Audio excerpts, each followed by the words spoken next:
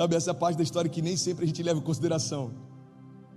Os gigantes não cairão do nada, as muralhas não cairão do nada, as tempestades não cessarão do nada, os ataques não cessarão do nada. Pastor, o que eu preciso fazer então? Simples, permanecer no lugar que Deus colocou você. Deus te deu uma família, então não importa o que se levante contra, irmão, continue no lugar que Deus colocou você. Deus te deu um ministério, Deus te deu uma empresa, Deus te deu um business, Deus te deu uma visão, Deus te deu uma ideia. Permaneça no lugar que Deus colocou você, porque as coisas não cessam do nada, mas quanto você permanecer, há esperança. Agora, se você recuar, a palavra diz, olha, nós não somos como aqueles que voltam atrás. Nós colocamos a mão no arado e certamente permaneceremos de pé, porque Deus é por nós e vai se cumprir o que Ele prometeu. Agora a gente precisa crer e confiar e descansar e permanecer. Eu não sei se faz sentido para alguém aqui, ou se faz sentido para alguém aqui, mas eu sei que em algum momento da tua história essa mensagem pode fazer todo sentido. Talvez do teu lado está sentado alguém que está vivendo o maior romper da sua história, mas pode ser que do lado tem alguém que está vivendo um momento de indecisões, de definições. Antes da gente começar o culto, um voluntário chegou para mim e falou, pastor, eu vi que você postou uma conversa sua com o Kezinho do WhatsApp, e ela falou que hoje seria uma noite de cura. Cara, isso é muito poderoso, isso é igreja, irmão. A gente expressa no virtual, mas não existe igreja local sem gente, comunidade, não existe, isso é uma ilusão. E ele falou, pastor, eu recebi aquilo porque eu preciso de cura hoje. Aí eu subo para pregar e aí a minha mente fala, está tudo dando errado, está tudo sendo desafiador, mas o meu espírito fala, existe alguém que precisa de cura, derrama uma palavra de vida essa noite, derrama aquilo que eu derramei sobre você, renova ao cansado, direção ao perdido, cura ao enfermo, liberdade ao cativo, anunciar a boa nova do Senhor, anunciar o ano aceitável do Senhor. Sabe, a gente precisa entender que não dá para viver milagres se a gente não dá passos de fé. Milagres são reativos, irmão. A mulher do fluxo de sangue precisou romper no meio da multidão e se expor à morte para ser curada. Aquele cego que gritou, ei, Jesus, filho de Davi, tem compaixão de mim. A Bíblia diz que os discípulos tentaram calar a voz dele, ele gritava ainda mais alto. Aquele homem paralítico que foi colocado por cima de um telhado, abriram espaço e colocaram ele na frente de Jesus, como se estivessem dizendo, não tem como você fingir que esse cara não está aqui. Ele precisou viver, ele viveu milagres, mas ele precisou dar passos de fé. Homens que iam atrás de Jesus, multidões que enfrentavam o sol, enfrentavam a fome, enfrentavam desafios. Jesus está do outro lado do rio, as pessoas atravessavam. Jesus agora está indo para tal cidade, as multidões seguiam. Por quê? Porque para viver milagres, você precisa dar passos de fé. Uma fé ativa libera milagres reativos. Uma fé ativa libera o sobrenatural. Você dá um passo, o céu se move. Você dá um passo, o céu se move. Pastor, e se eu ficar onde eu estou? Irmão, tem uma historinha, eu já contei ela aqui. Você já deve ter ouvido em algum lugar. Alguém está recebendo algo de Deus essa noite? A historinha do muro. O cara está no muro, vocês estão recebendo? Glória a Deus, que bom que vocês estão aqui. O cara está em cima do muro e ele começa a ficar intrigado porque do lado do céu está Jesus e os anjos falando, ei, vem para cá, cara, vem para cá, sai daí, vem para cá. E do outro lado ele olha, está Satanás e os seus demônios lá completamente apáticos. E depois de um tempo ele começa a ficar incomodado, ele vira para Satanás e fala, ei, do lado do céu eles estão aqui fazendo de tudo para que eu possa ir para lá, e por que vocês não estão preocupados? Ele falou assim, porque eu sou o dono do muro, você já está onde eu desejava que você estivesse. Entenda isso, irmão, em nome de Jesus. Não há neutralidade no reino. Omissão também é uma posição. Então viver apático em relação às suas promessas é como viver sem promessa alguma. Viver apático em relação ao teu chamado é como viver sem chamado nenhum. Viver apático em relação ao que Deus prometeu é como se Deus não tivesse prometido nada. Essa é a noite, irmão, da gente chegar para Deus e falar, Deus, me desculpa se eu olhei para os gigantes mais do que eu olhei para você. Me desculpa se eu olhei para os problemas mais do que eu olhei para a promessa. Hoje é a noite da gente ressignificar algumas coisas. Da gente não só falar da boca para fora, mas a gente crer, se Deus é por nós, quem será contra nós? Irmão, quantas coisas a gente enfrentou essa semana? Essa semana foi loucura, teve uma hora, eu não sei se você já viveu isso, que as notícias ruins nem te incomodam, você já começa a achar graça. Aí a pessoa fala assim, você está rindo, sei lá, deve ser de nervoso, irmão, porque Eu nem perguntei mais, só não tem mais nada que pudesse acontecer, porque acontecia. Aí teve o lance do bombeiro, aí, não, aqui a gente vai resolver, agora tem negócio do permit, a gente vai resolver, agora tem negócio não sei o que, vai resolver. Aí chega hoje, eu estou numa reunião com pastores de 20 países diferentes, eu comentei com vocês há um tempo atrás que teria essa reunião, aí daqui a pouco chega a notícia, olha, cortaram a luz da igreja, eu falei, sangue de Jesus. Aí liga para a empresa de luz, a luz está paga. Aí, mano, o eletricista foi aí, foi, e aí, conseguiu resolver? Não, ele foi embora porque estava sem luz. Eu falei, irmão, o eletricista ir embora porque está sem luz é igual o cozinheiro ir embora porque não tinha almoço. Pô, você está aqui para isso, irmão, alô? Ajuda a gente, o único cara que podia resolver. Aí você fala, mano, não tem mais nada que pode acontecer. Pode. Começa a atacar minha sinusite, eu estou com essa voz aqui de pato rouco. Eu falei, vai acontecer, irmão. Deixa eu te falar uma coisa, tem dias que são desafiadores, mas qual é a nossa certeza? A nossa história não é uma foto, a nossa história é um filme. Essa igreja não se resume a uma noite, o teu casamento não se resume a uma briga, os teus filhos não se resumem a um tropeço, a tua empresa não se resume a um momento difícil, a tua promessa não se resume a um pecado. Entenda isso em nome de Jesus. Às vezes a gente olha para algo que é temporário e fala, isso aqui determinou a minha história, e Deus está falando, não, existem palavras de vida eterna que determinaram a tua história, palavras de vida eterna, você dá um passo e os céus se movem. Efésios 3:20 diz, aquele que é capaz de fazer infinitamente mais do que tudo que pedimos ou pensamos, de acordo com o seu poder que atua em nós. Que poder é esse, pastor? É simples, é o mesmo poder e espírito que ressuscitou Jesus Cristo dos mortos, habita em você. Então dentro da tua casa, você pode declarar isso comigo, diga, na minha casa, diga, está disponível poder de ressurreição. Diga, não existe nada que aos meus olhos pareça morto e Jesus não possa ressuscitar. Irmão, entende isso em nome de Jesus. Isso é libertador. Entenda isso, parece um pouco forte, mas a gente precisa entender essa realidade. O inferno odeia você, o inferno odeia sua família, o inferno odeia suas promessas. Então o que ele sempre vai tentar fazer? Parar você, destruir sua família e fazer você desacreditar nas suas promessas. Tudo aquilo que ele se empenha está diretamente ligado àquilo que ele odeia. Cara, isso é muito forte. Pega esse nome de Jesus, irmão. Tudo aquilo que o inferno se empenha está diretamente ligado ao que ele odeia. Agora sabe qual é a boa notícia? Tudo aquilo que os céus se empenham está diretamente ligado àquilo que Deus ama. Deus ama você. É por isso que nada foi capaz de separar você dele. Deus ama seus filhos. É por isso que nada foi capaz de separar seus filhos dele. Deus ama a tua família. É por isso que nada.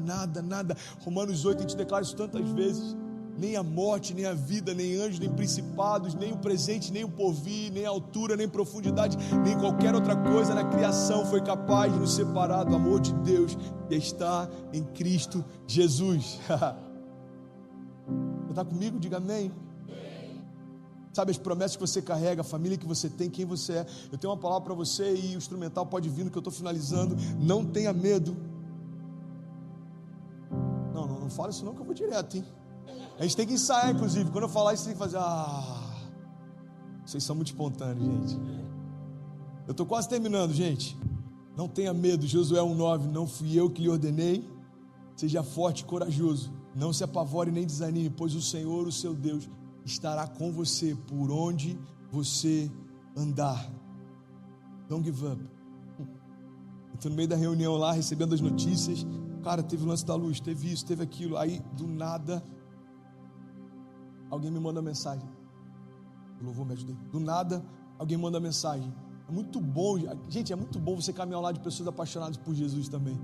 Você é novo na fé, entenda isso. O evangelho é perfeito para pessoas imperfeitas. Não tem ninguém perfeito aqui, amém? Começando por mim. Mas é muito bom caminhar com quem é apaixonado por Jesus, porque no momento que você mais precisa, vai liberar uma palavra de vida sobre você. Aí eu estou lá no meio desse turbilhão, aí chega um jovem e manda aqui, pastor, eu estava orando aqui e senti de compartilhar com você. Salmo 91, um dos mais lidos, e talvez 90% de todas as Bíblias abertas dentro de estantes de casa que nunca foram lidas, estão abertas nesse salmo aqui. Você lembrou da casa da avó ou de alguma casa? Ok.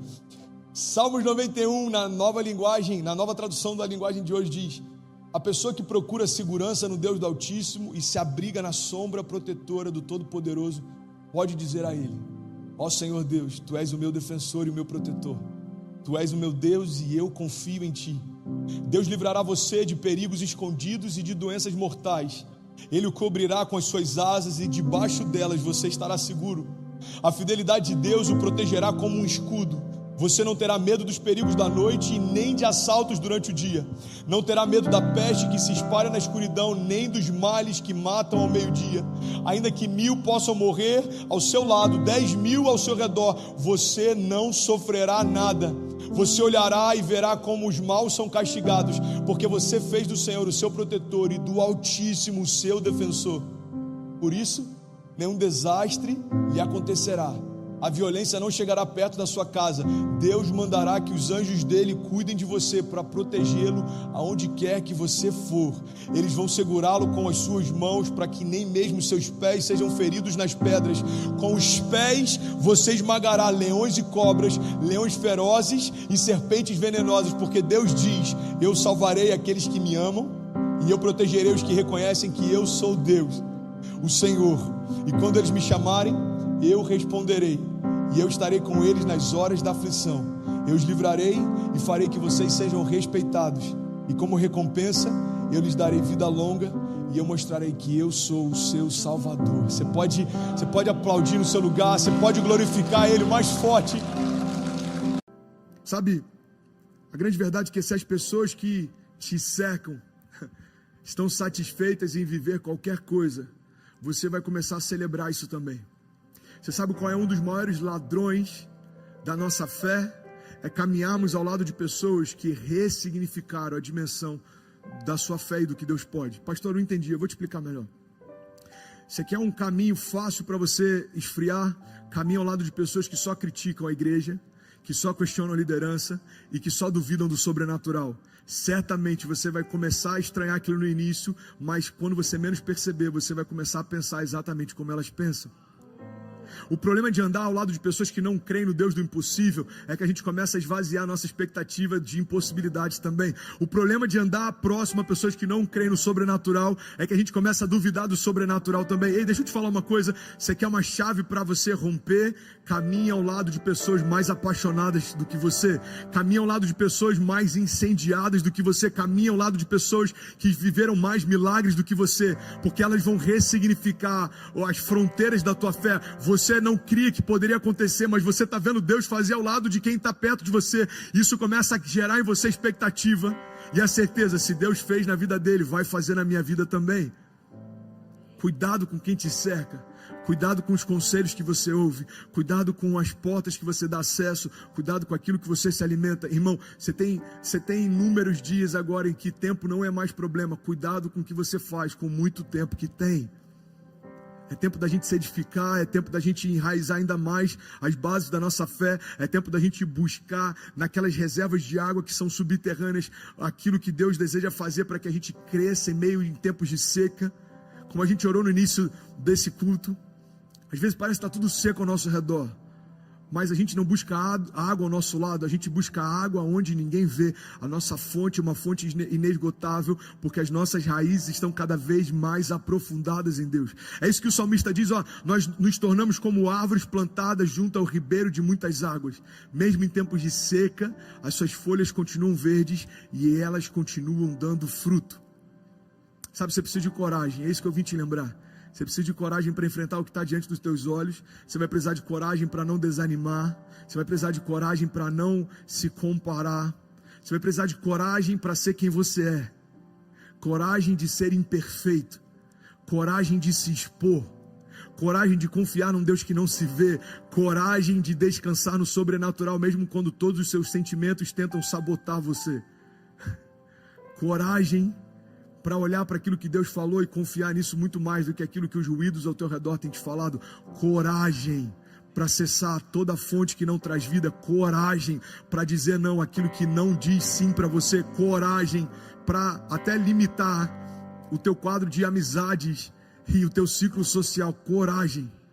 Não se preocupe em nutrir relacionamentos que não nutrem você. Não se preocupe em nutrir relações que não abençoam você. Pastor, mas eu preciso ajudar meus amigos. Sim, mas você precisa saber se é o momento de ajudar ou ser ajudado. Talvez você ainda está tão raso na sua caminhada de fé que o pouco que você tem não é suficiente para compartilhar. Pô, como assim, pastor? Me explica melhor. Eu vou te explicar. Talvez você ainda não tenha o caráter de Cristo formado ao ponto de sofrer questionamentos e confrontos. Então a gente precisa entender, como Eclesiastes 3 diz, existe um tempo determinado para todo propósito debaixo dos céus. Existe tempo de abraçar e existe tempo de se afastar. Eu lembro que no início da minha caminhada eu entendi que se eu não rompesse com tudo aquilo que eu conhecia, eu não conseguiria conhecer o novo de Deus. Eu precisei ressignificar amizades, contextos, cenários. Eu precisei ressignificar até geografia. Então hoje eu posso voltar aonde eu morava, eu posso circular aonde eu circulava, e isso não afeta mais quem eu sou. Por quê? Porque eu não sou mais quem eu era. Então a gente precisa entender, as palavras que eu tenho ouvido têm trazido paz ou têm me abatido? Irmão, deixa eu te dar um conselho. Eu já falei isso inúmeras vezes, mas talvez para alguém é a primeira vez que você está ouvindo. Não faça das suas crises o seu devocional. Então eu não sei qual é o momento que você está vivendo, eu não sei quais são as incertezas que tem te cercado, eu não sei quais são os medos que têm batido a tua porta, mas eu tenho esse conselho para você: cuidado com quem te cerca. Porque se você se cercar de pessoas que estão acostumadas a viver qualquer coisa, você vai começar a celebrar isso também. Sabe, o problema de ter coisa que deveríamos fazer, mas não fazemos, é que a gente começa a se acostumar com coisas que poderíamos viver, mas não vivemos. Guarda isso, cara. O problema de ter coisas que deveríamos fazer, mas não fazemos, é que a gente começa a se acostumar com coisas que poderíamos viver, mas não vivemos. Eu não sei você, mas eu quero viver mais milagres do que eu já vivi. Eu quero experimentar mais promessas do que as que já se cumpriram. Eu quero ver Deus fazendo mais curas do que eu já vi fazendo até hoje. Se você deseja mais, eu vim te dar uma boa notícia: a fonte que flui de você é uma fonte inesgotável. Existe mais. Você pode declarar isso comigo? Diga: Pai, eu quero mais. Eu quero viver mais milagres. Eu quero ver mais sinais. Eu quero ver mais maravilhas. Eu quero ver mais da manifestação do teu poder. Eu quero mais, Jesus. Em meio a toda a crise e impossibilidade, eu quero mais, Jesus. Sabe, agora o segundo ponto que eu quero compartilhar é que a gente precisa estar vulnerável para viver algumas coisas.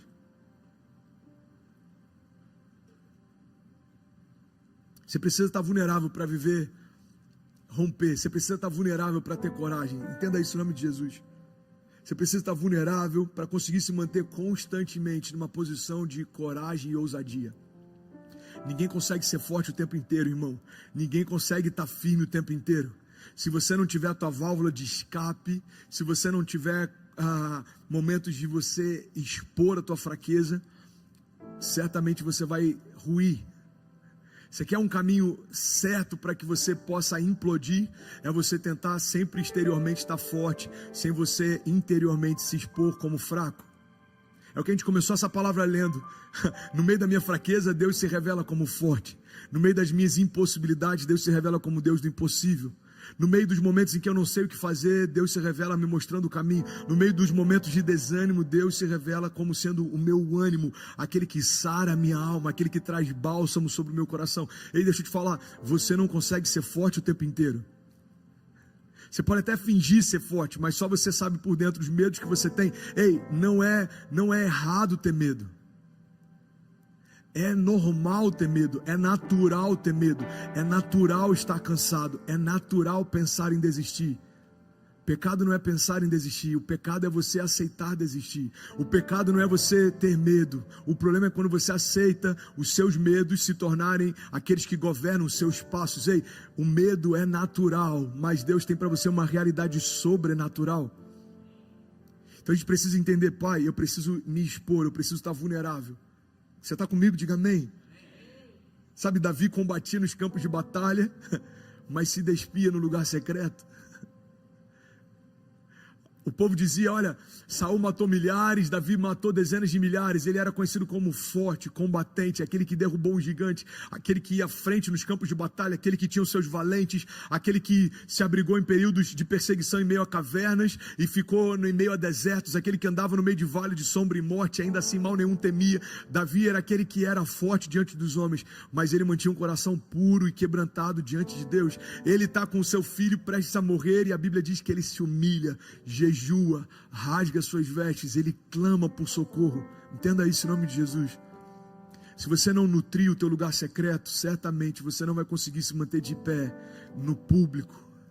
Homens fortes diante de homens, guarda isso, cara. Homens fortes diante de homens são homens que se mostram fracos diante de Deus. Você precisa dizer: Deus, eu não sei, mas o Senhor sabe.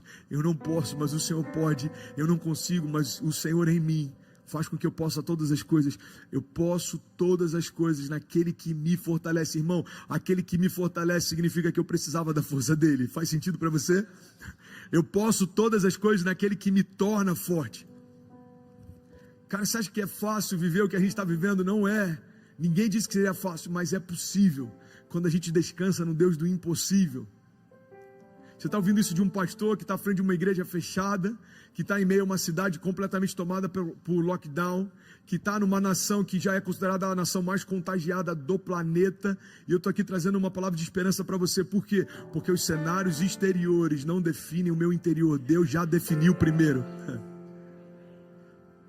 Os cenários exteriores não definem o interior daquele que permitiu que Deus definisse primeiro. Deus definiu quem eu sou, Deus definiu o que eu posso, Deus definiu onde eu vou, Deus definiu o que a minha casa é, o que a minha casa vai viver, Deus definiu quem Cecília é, o bebê do ventre da Quezinha, o que ele vai viver, o que vai se tornar, os lugares que ele vai pisar, as palavras que ele vai receber. Entenda isso, quando eu entendo que Deus já definiu quem eu sou, nada ao meu redor tem poder para me definir. A crise não me define, as circunstâncias, as dificuldades, a falta não me define, porque Deus já me definiu. Você está comigo? Então essa é a chave de vulnerabilidade. O homem que entende o poder de se mostrar fraco para Deus, se torna forte em Deus. Sabe, Davi rasgava suas vestes, buscava em secreto, ele se humilhava, ele jejuava. Irmão, você precisa desabafar, você precisa chorar, você precisa compartilhar, você precisa clamar, você precisa jejuar, você precisa descansar. Você precisa compartilhar aquilo que você tem visto como um gigante diante de você. Não tenha medo. Você precisa abrir o teu coração, compartilhar os seus medos. Você precisa aprender a ser vulnerável se você deseja ser ousado. Guarda isso. Eu preciso aprender a ser vulnerável se eu desejo ser ousado. Eu preciso ter coragem de ser imperfeito. Eu preciso ter coragem para me expor. Agora, eu quero abrir um parênteses aqui. Eu já estou quase terminando. Você precisa saber com quem se expor também. Não é você acabar esse culto agora, pegar as tuas redes sociais e fazer das tuas redes sociais a tua sala de terapia. Não, entenda isso. Não dê acesso a quem não te dá destino. Eu tenho um melhor amigo, o pastor sempre me ouve. Ok, ele já encontrou a verdade da vida? Não. Então ele está tão perdido quanto você pode estar.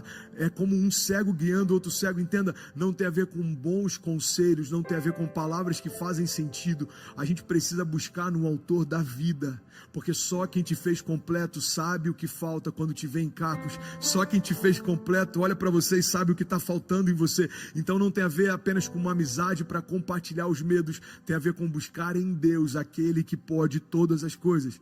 Então, antes de se expor, tenha muito cuidado com quem você se expõe. Guarda essa chave para você. Não dê acesso a quem não te dá destino.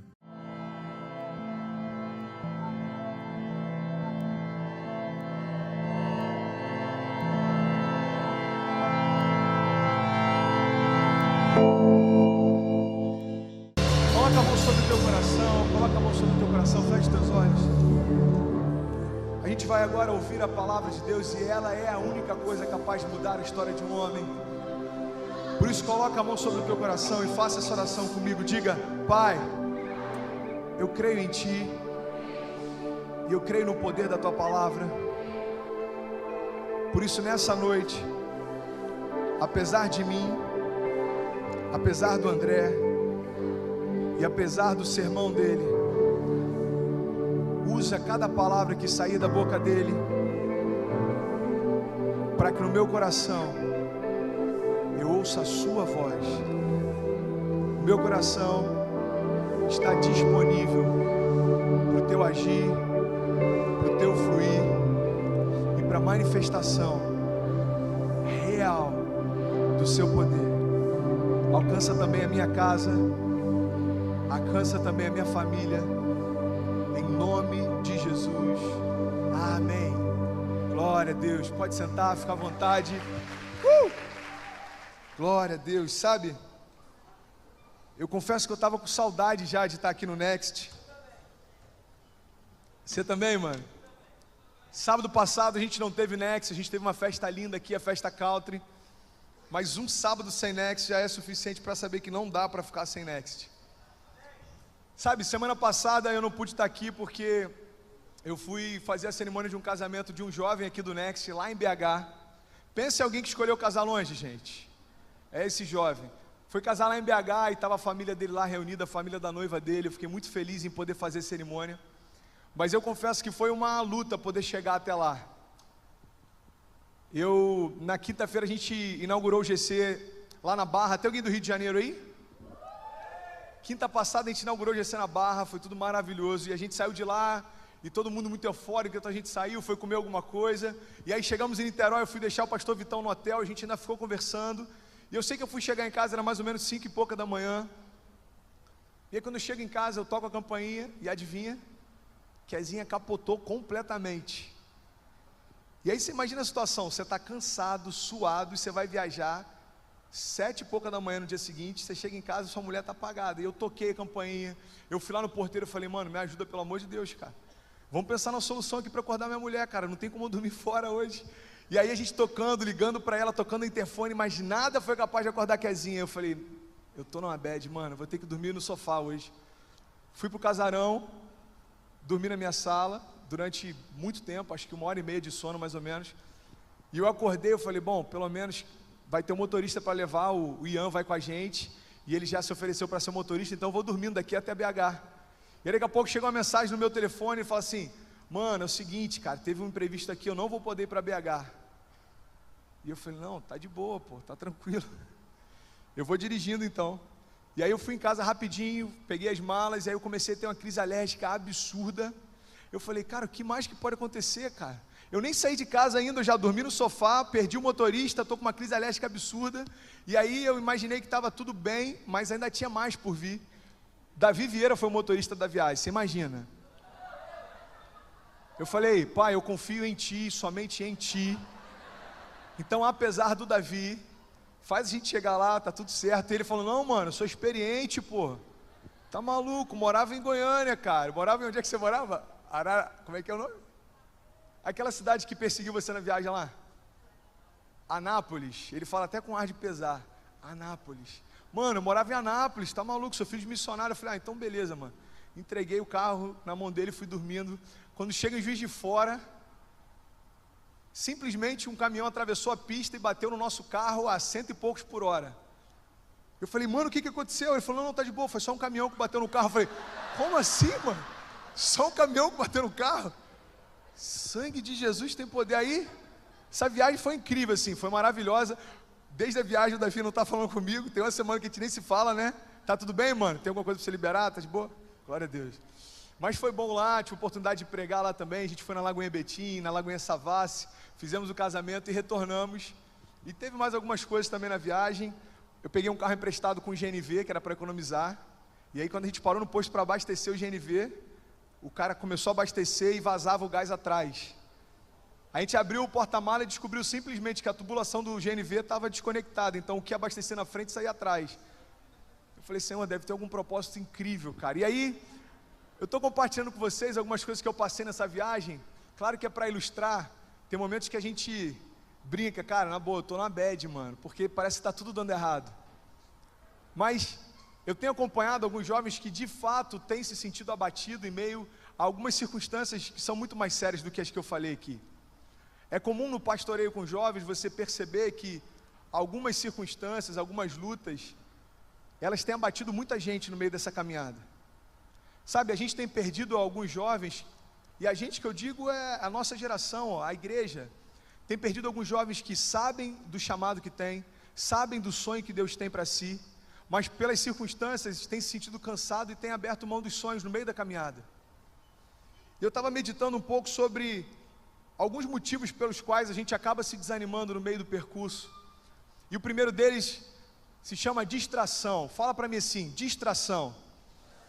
Eu não sei você, mas eu já tive momentos em que eu enfrentei muitas lutas porque eu estava distraído demais para perceber o que estava acontecendo. Sabe, eu vi essa semana um pastor comentando sobre, olha só que interessante, ele é um pastor que viaja muito para pregar fora, e ele estava comentando que ele fica 2 ou 3 dias fora, e sempre que ele chegava em casa, ele tem um casal de filhos, e o casal de filhos ficava atrás da porta esperando ele chegar. E aí quando ele chegava em casa, ele já ia preparado, porque sabia que ia ter uma festa para ele. Ele chegava, eles ouviam o barulho do carro chegando, ele abria a porta, e os 2 filhos faziam uma festa, abraçavam ele, queriam sentir o cheiro dele, ouvir o que aconteceu nesses dias. E aí esse pai, numa dessas viagens, falou, cara, quer saber? Eu vou comprar um videogame para o meu filho, porque ele nunca me pediu, mas eu tenho certeza que ele vai gostar. E ele chegou numa loja lá, falou, eu quero o videogame mais caro que tiver, o mais moderno que tiver. Ele comprou o videogame, colocou na bolsa e deu para o filho dele.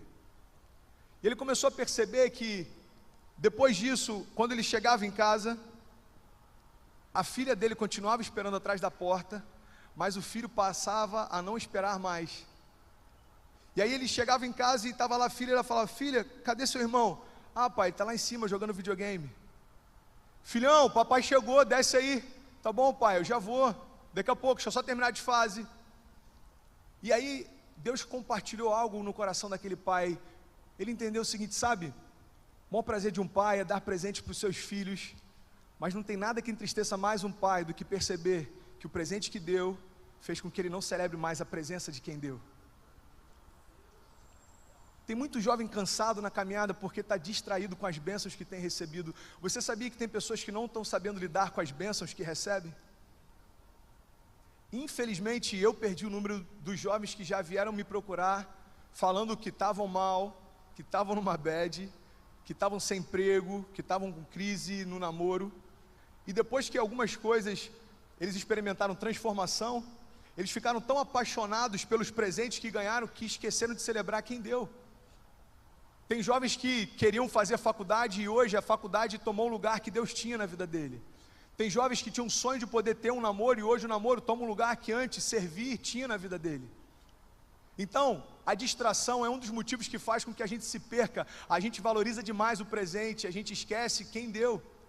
Então diga comigo assim, às vezes estamos distraídos demais com o que ganhamos, para celebrar a presença de quem nos deu. Sabe, as distrações, elas tiram o nosso foco do que realmente é importante. A distração faz com que a gente pense que está tudo certo, quando na verdade a gente está indo por um caminho completamente errado. Segundo ponto que eu quero compartilhar com vocês estão comigo? Amém? É quando o caminho se torna mais importante do que o destino. Graças a Deus a gente não tem experimentado e não vai experimentar isso na nossa igreja, porque essa igreja é uma igreja que celebra graça e redenção. Sinceramente, você em poucos lugares você percebe uma igreja que seja tão feliz no momento do apelo como a nossa, porque a gente sabe que nos céus o que tem de mais importante é a reconciliação do pai com os filhos, a gente celebra isso. Mas se a gente tirar o olhar para isso, se a gente parar de celebrar esse alcance do perdido, a gente começa a valorizar mais a nossa caminhada do que o nosso destino. A gente começa a se preocupar mais com o que a gente está fazendo do que com o chamado que a gente tem. A gente começa a se preocupar mais com o nosso trabalho do que com o propósito que Deus tem para a gente. E eu estou vendo muitos jovens cansados, sobrecarregados, porque na verdade não estão focando no destino que está proposto, mas estão se preocupando no caminho que tem percorrido. Ei, preste atenção, o caminho, Deus vai torná-lo maravilhoso, suave e agradável, mas ele nunca vai ser melhor do que o destino. A gente precisa entender que o caminho só tem sentido porque ele leva a algum lugar. E de que adianta correr demais se a gente está indo para o lugar errado? Então, a questão não é o quanto eu corro, a questão é para onde eu tenho corrido. Qual tem sido o meu objetivo? O que eu tenho sonhado? O que tem tirado o meu sono? O que tem me deixado ansioso para ver algo se realizando?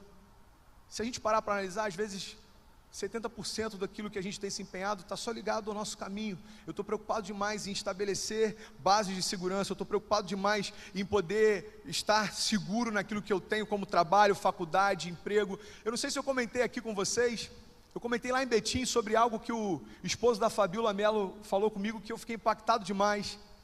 Eu não lembro se ele falou aqui na igreja ou se foi no jantar.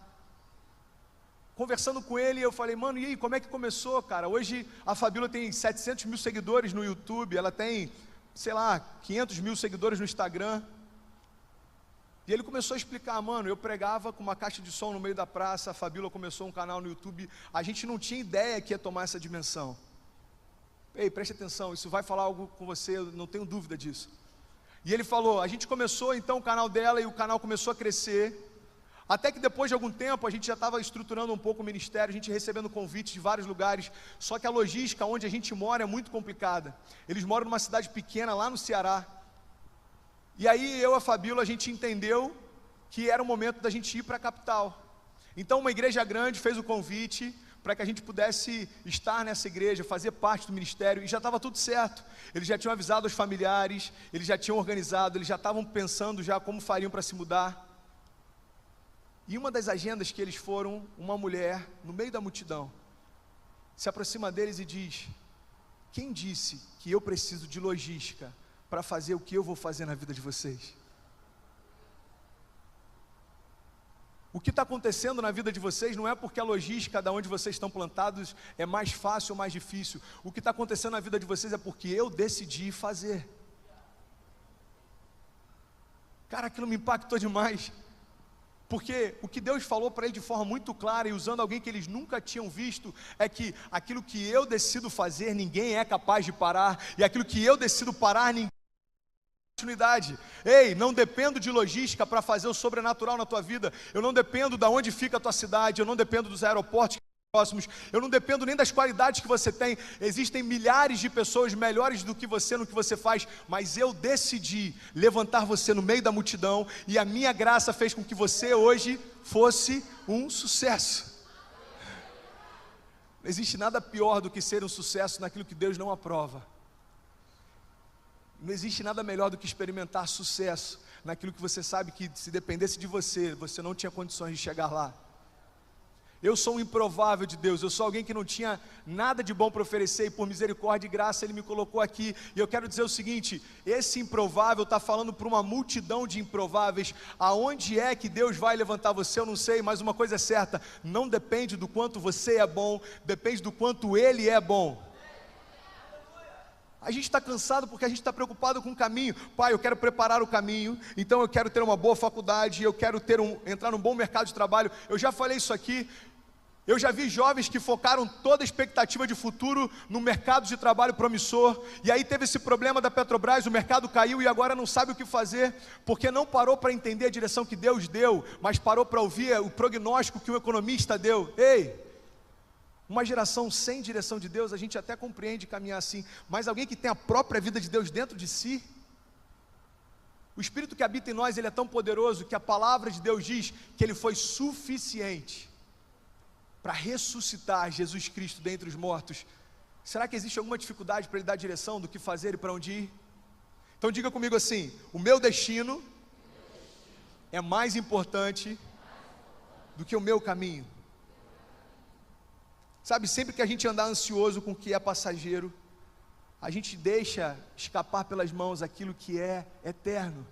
Deus quer manifestar coisas eternas no nosso meio, Deus quer fazer coisas eternas se manifestarem através da nossa juventude. O que é passageiro é importante, mas passa. Agora aquilo que é eterno, ninguém pode tirar de nós. As vidas que a gente por misericórdia e graça tem orado para que venham aqui à frente, isso ninguém pode tirar da gente. Sabe, você pode quebrar, você pode tomar decisões erradas, você pode fazer 5 faculdades e se frustrar em todas as 5, mas existe na tua história algo que ninguém pode tirar. Você é um filho de Deus e você trabalha para edificar aquilo que Ele te chamou. Por isso o que eu faço é muito menos importante do que o eu sou. O caminho, ele tem que estar em segundo lugar, o destino é o que é mais importante. Provérbios 4, 23 fala muito bem sobre isso, diz, sobre tudo que se deve guardar, guarda o teu coração, porque é dele que procedem as fontes de vida. A gente tem que guardar o nosso coração e não a nossa mente, sabe por quê? Porque o nosso coração é o que dá para a gente as sensações e as percepções. Cara, eu perdi a conta do número de vezes que eu tomei decisões erradas porque eu me guiei pelas percepções. Bom, eu estou com uma percepção de que isso é um bom negócio. Bom, estou com uma percepção de que Deus vai fazer dessa forma. Ei, esqueça as percepções. A gente não foi chamado para caminhar assim, a gente foi chamado para caminhar por convicções.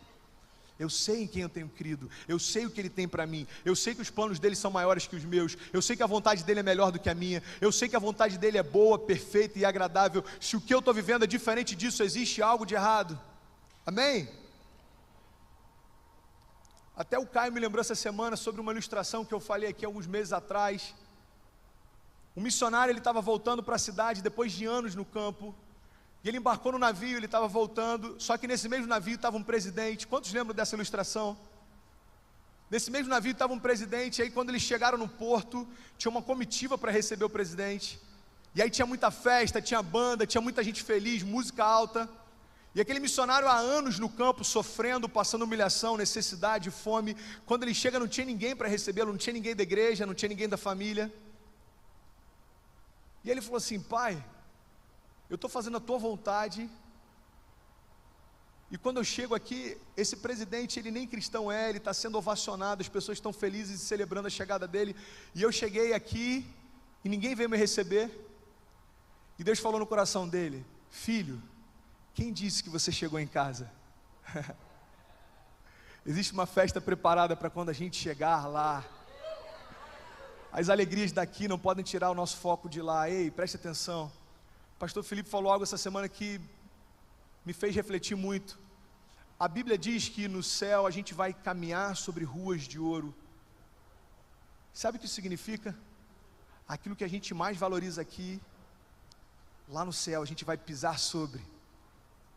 Eu estava num programa de TV essa semana, a gente falando sobre a igreja, e eu compartilhei isso com os pastores, e eu percebi que eles ficaram impactados. Eu falei: pastores, eu tenho visto pessoas negociando o ministério em busca daquilo que no céu a gente vai pisar sobre, quando na verdade Jesus abriu mão de toda a glória que Ele já tinha para poder salvar pessoas. Ei, a prioridade do céu é completamente diferente da nossa.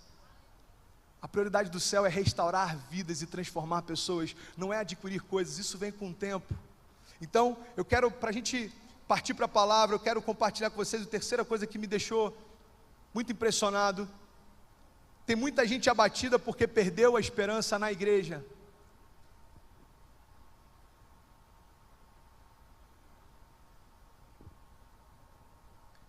Tem muita gente decepcionada porque deixou de acreditar no poder da igreja. Eu estava participando desse debate que eu comentei há pouco, e o tema era uma igreja além das quatro paredes. E aí o cara perguntou: André, o que você acha que a igreja precisa fazer para ir além das quatro paredes? E a minha pergunta foi: que paredes? Em que momento Deus estabeleceu paredes sobre a igreja? A igreja somos nós, e não existem limites capazes de nos deter. O problema é que muitas vezes a gente vê a igreja como instituição, e isso aqui não passa de um prédio, mas a igreja sou eu. Quem é capaz de limitar aquele que tem dentro de si o Espírito que ressuscitou Jesus? Quem é capaz de limitar aquele que tem dentro de si a vida daquele que estabeleceu todos os limites? Mas tem muita gente ferida com a igreja. Olha só, eu conversando com o pastor essa semana, e ele compartilhou algo que eu fiquei alucinado. Davi lembra? Lá em BH, mano, aquele líder universitário. E eu quero que você caminhe comigo nessa revelação, preste atenção. Ele estava falando: pastor, eu tenho ido em alguns lugares, eu estou vendo muitos jovens feridos com a igreja. Jovens fora da igreja, que não se imaginam sendo igreja, porque estão cansados de tanta hipocrisia, estão cansados de tantas coisas erradas acontecendo na igreja. Eu estou vendo muitos jovens abatidos dentro da igreja, porque perderam a esperança na igreja. Ei, preste atenção. E ele compartilhou uma passagem que fala a respeito de Pedro, Jesus, no Getsemane. Jesus está lá com os discípulos, e então chegam os soldados para prender Jesus. E um dos soldados se apresenta para prender Jesus, e ele se chama Malco. E a Bíblia diz que então Pedro retira a espada e fere a cabeça do soldado, e corta e decepa a orelha desse soldado. Quantos aqui já leram essa passagem? E ele falou: pastor, Pedro representa a igreja. O próprio Jesus disse: Pedro, tu és pedra, e sobre essa pedra, sobre esse fundamento, eu edificarei a minha igreja. E ele fez uma analogia: sabe, pastor, Pedro representa a igreja e a espada que ele porta representa a palavra. Só que a gente lê a respeito de Malco e a gente acha que Malco era um soldado qualquer. Presta atenção, Malco ele era um general, Malco ele era um cônsul. Para o nome dele ter sido citado na Bíblia significa que ele era relevante demais naquela época. Ou seja, Malco representa a sociedade. E ele disse para mim: pastor, o problema é que a igreja tem utilizado a palavra, que é a espada, para ferir a sociedade, quando na verdade deveria amá-la. Ei, sabe por que tem alguns amigos seus que nunca se converteram? Porque eles são mais feridos pelos discursos hipócritas de algumas igrejas do que pelo amor manifesto de Cristo através delas.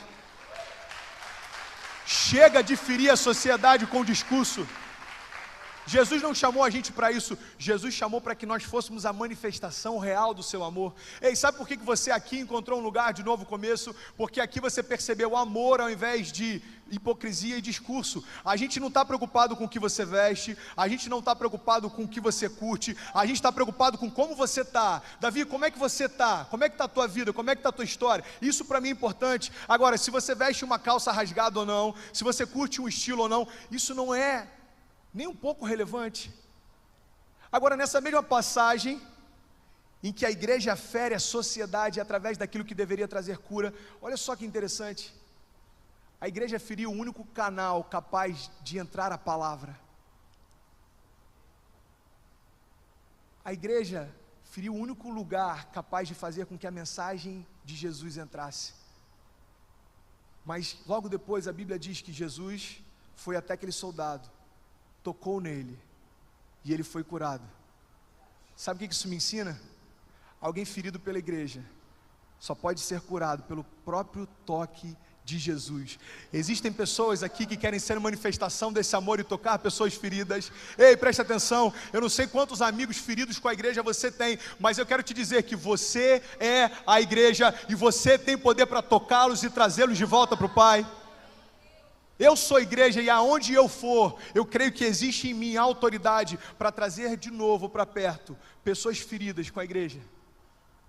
Esse é o desafio da nossa geração, abrir mão da hipocrisia do que se imaginou ser igreja, para tomar posse da autoridade do que é ser igreja. Cara, eu fiquei meditando sobre isso e achei maravilhoso, presta atenção. Pedro fere aquele soldado, só que você vai lendo um pouco depois, Jesus ele é crucificado e ele é morto, e ele ressuscita. Em Atos capítulo 3, esse mesmo Pedro que antes feria, agora ele está passando próximo ao templo, e na porta formosa tem um homem coxo, que há anos pedia esmola, e a igreja que antes feria, agora chega para ele e diz: olha, eu não tenho prata nem ouro, mas o que eu tenho eu te dou, levanta e anda. Você sabe qual a diferença entre o Pedro antes no Getsemane e o Pedro depois na porta formosa? É porque havia dentro dele o poder do Espírito Santo de Deus. A nossa geração é chamada para isso. Ei, você crê que tem alguns amigos seus que estão na bad? Eu creio que a maior parte deles. Eu creio que a maior parte deles estão lotando as baladas, mas só eles sabem como é que chegam à noite em casa. Eu vivi isso. Eu sei o que é você ficar super feliz quando está com os amigos e se sentir vazio quando chega em casa. Eu sei o que é você ter uma vida que para todo mundo parece que está excelente, mas só você sabe o quanto que é medíocre. Como é que essas pessoas vão ser alcançadas? Quando receberem um toque de Jesus através de você. Aleluia. E eu quero finalizar falando sobre uma passagem. Vocês estão comigo? Eu tenho mais 5 minutos, amém? Eu quero falar sobre uma passagem que é muito conhecida. Abra comigo a sua Bíblia em Mateus 14, 22. E eu quero falar sobre uma tempestade que mudou a história de alguns homens.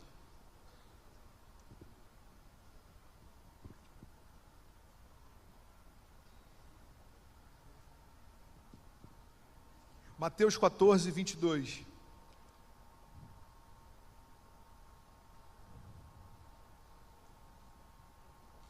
Todos acharam?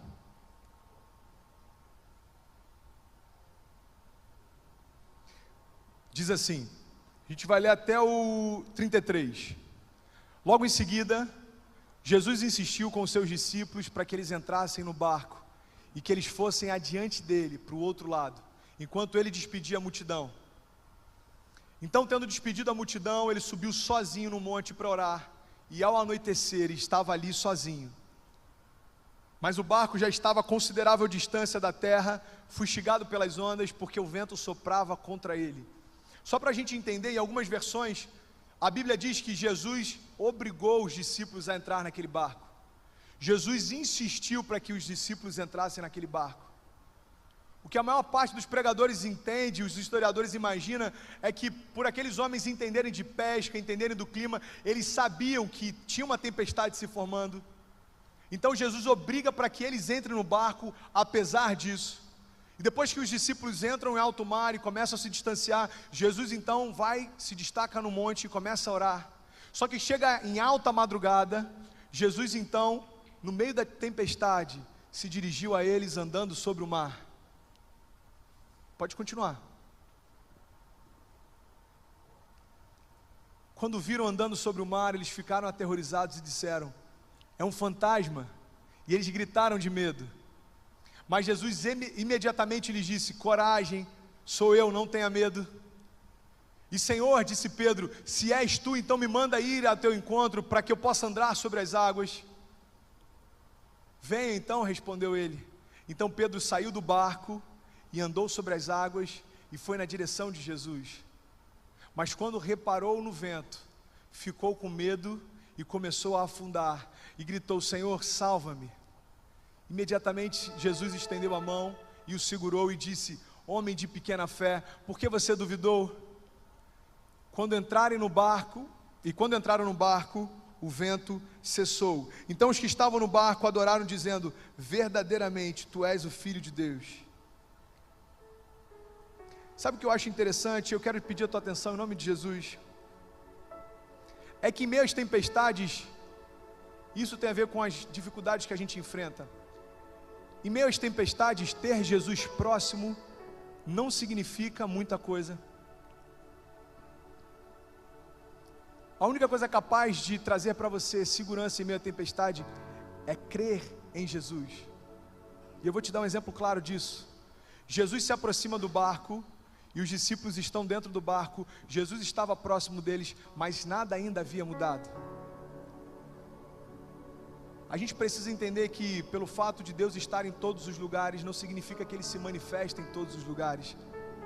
Jesus estava próximo deles, mas foi a partir do momento que eles começaram a crer em Jesus, que o sobrenatural se manifestou. Sabe, confiança não tem nada a ver com proximidade. Esses dias eu estava compartilhando aqui a respeito de um casal. O que eu vou falar aqui talvez possa ser a história dos seus pais, eu não sei, ou talvez você conheça alguém assim. Existem pessoas casadas há 15, 20 anos, que sabem tudo que a outra gosta, sabem o que ela gosta de comer, o que ela gosta de vestir, sabem quais são os sonhos que ela tem, dormem todos os dias juntos, acordam juntos, são casados, mas não confiam mais um no outro. Não confiam mais no casamento, não confiam mais no outro, porque estar perto não significa confiar. Aqueles homens estavam perto de Jesus, mas só Pedro teve confiança de que, através da palavra dele, ele teria condições de andar sobre as águas. Pedro então diz: Senhor, me permita ir ter contigo. E Jesus diz: claro, Pedro, pode vir. E Pedro então sai do barco. Você consegue imaginar a sensação de você andar sobre as águas em meio a uma tempestade? Só que a palavra de Deus diz que no meio daquela tempestade, Pedro olha para a força dos ventos e ele começa a afundar. Sabe, caminhada com Deus não significa ausência de tempestades. Todo mundo passa dificuldades. Eu tenho 8 anos de casado e eu passei por umas 2 ou 3 que eu achei que eu nem conseguiria vencer. Eu passei por dificuldades ao longo da minha conversão, que eu sinceramente fiquei em dúvida sobre o que aconteceria, mas eu vim aqui nessa noite dizer que em todas elas eu venci, quando eu parei de olhar para os ventos fortes e passei a olhar para quem me chamava. Jesus andou sobre as águas e chamou Pedro para estar próximo dele. E aí, preste atenção. Quando Jesus se aproxima do barco, os discípulos têm medo dele e acham que é um fantasma. E Jesus diz: ei, se acalma, sou eu. Sabe o que é impressionante? Antes de acalmar a tempestade fora, Jesus acalmou a tempestade dentro. Jesus poderia chegar e falar: ei, ventos, se aquieta, mar, se acalma. E depois que tudo tivesse calmo, ei, preste atenção, isso pode falar profundamente ao teu coração. Depois que tudo tivesse calmo, Jesus poderia se apresentar a eles e aí então acalmar o coração deles. Mas sabe por que Jesus não fez assim? Porque se primeiro Jesus acalmasse a tempestade, para depois acalmar o coração deles, a segurança deles não estava na pessoa de Jesus, mas a segurança deles estava porque a tempestade havia cessado. O desafio da fé não é crer que está tudo bem quando Jesus entra na história e muda a circunstância. O desafio da fé é crer que está tudo bem quando as circunstâncias continuam, mas Jesus se apresenta e fala: ei, acalma o teu coração, eu cheguei. Ei, acalma o teu coração, vem até a mim.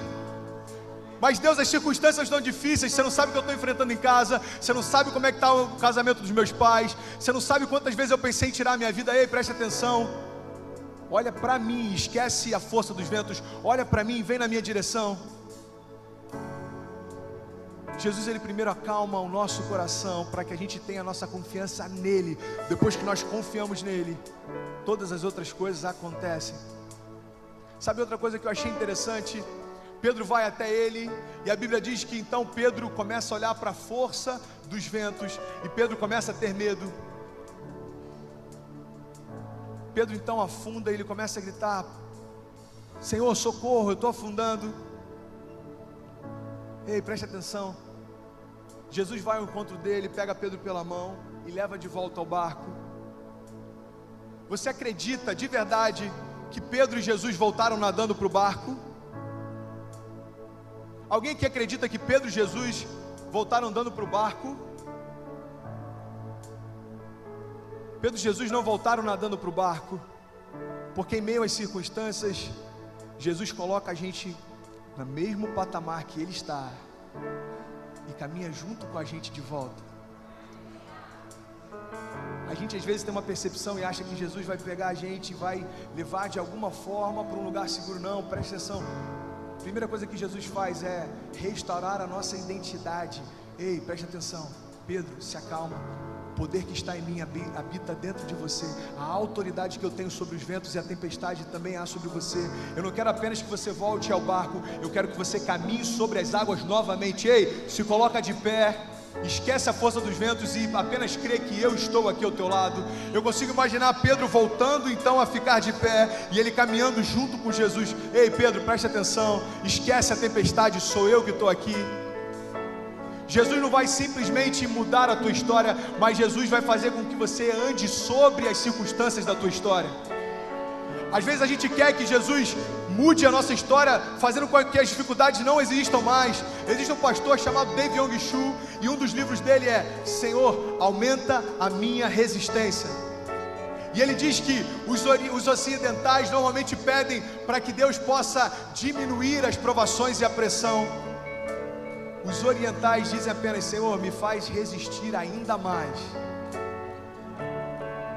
Fé não significa ausência de tempestades. Fé significa autoridade no nome de Jesus para andar sobre todas elas. Você tem autoridade no nome de Jesus para andar sobre toda e qualquer circunstância. Ei, se existe depressão batendo a tua porta, existe autoridade no nome de Jesus para vencer ela. Se existe dúvida, incerteza, medo, se existem pessoas ao teu redor tentando te oprimir, existe autoridade no nome de Jesus para você andar sobre tudo isso. Porque nós cremos nele, ele acalma tudo ao nosso redor. Porque nós cremos nele, tudo ao seu redor se acalma.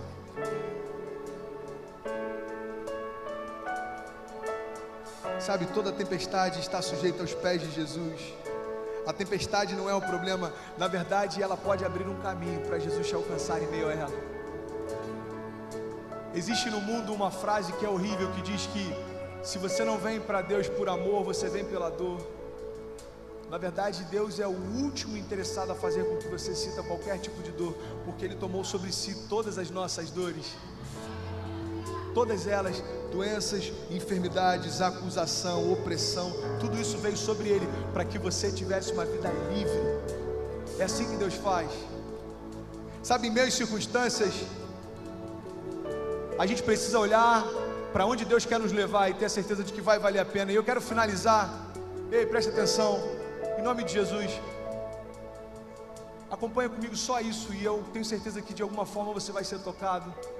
Eu estava conversando com esse pastor, ele falou: André, você já parou para analisar, cara, que Jesus era marceneiro? E a vida inteira dele ele mexia com madeira, martelo e pregos.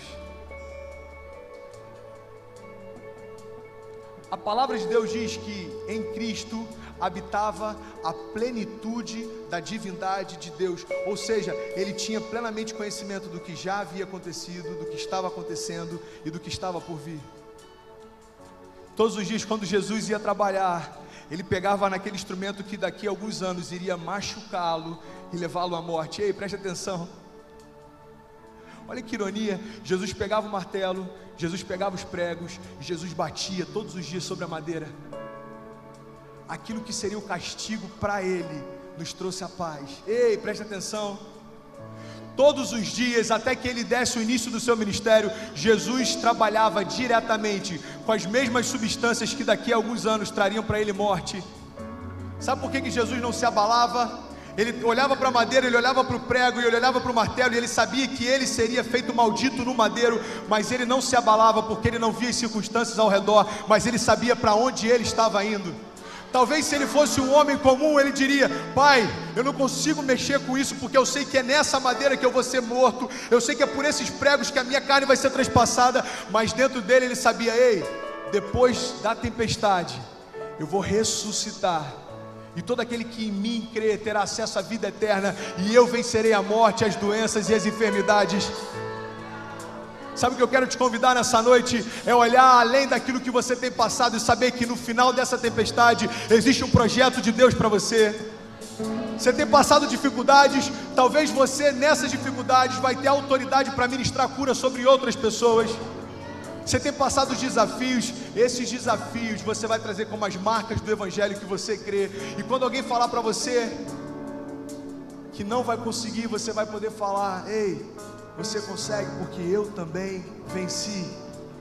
Por isso eu quero nessa noite declarar em nome de Jesus. Se existem alguns jovens aqui enfrentando problema de depressão, ei, Jesus venceu a maior das tempestades, e essa tempestade foi naquela cruz. Se existem alguns jovens aqui enfrentando problemas com pensamentos suicidas, se existem alguns jovens aqui enfrentando dúvida, se existem alguns jovens aqui em crise porque tem se entregado no namoro, achando que isso vai manter o namoro, mas tem ferido a santidade de Deus. Se você chega em casa e se sente sujo pelo tipo de relacionamento que você tem tido, se você não fala com teu pai há muito tempo porque talvez ele não te trate tão bem quanto você esperava, ei, preste atenção. Eu quero te convidar a andar sobre toda e qualquer tempestade, porque lá no final existe um projeto lindo de Deus através de você. Eu quero te convidar em nome de Jesus a ficar de pé, para que a gente possa celebrar a vida de Deus. Ei, Jesus venceu a morte, as doenças e as enfermidades. E o que Ele me diz, o que Ele diz para você é: ei, geração do avivamento, tem de bom ânimo, porque eu venci a morte. Tem de bom ânimo.